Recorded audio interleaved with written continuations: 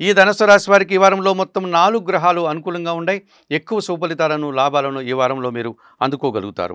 జన్మరాశిలో సంచరించేటువంటి ధనుస్సు రాశి వారికి ఈ వారంలో ఒక అశుభ వార్త కానీ, లేకపోతే ఒక లాభాన్ని కానీ అందుకునేటువంటి పరిస్థితి కనిపిస్తుంది. చతుర్థములో శుక్ర సంచారం వల్ల కుటుంబంలో శుభకార్యాల నిర్వహణ, కుటుంబంలో విందు వినోదాల్లో పాల్గొనేటువంటి పరిస్థితి, కుటుంబ సౌఖ్యాన్ని మీరు ఈ వారంలో అందుకుంటారు.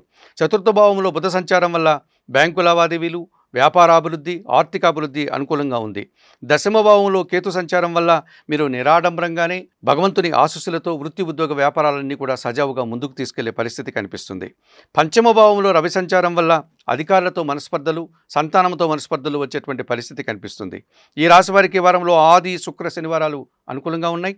దానాలు ఇచ్చేటువంటి క్రమంలో 1 కేజీ గోధుమలు కానీ, గోధుమ పిండి కానీ ఆదివారం రోజు పేదవారికి దానం చేయండి.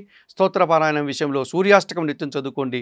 ఆలయ సందర్శన కార్యక్రమంలో భాగంగా ధనుస్సు రాశి వారు ప్రతిరోజు ఉదయాన్నే సూర్య భగవాన్ని దర్శించి నమస్కరించుకోవడం వల్ల మరింతగా మంచి ఫలితాలను పొందగలుగుతారు.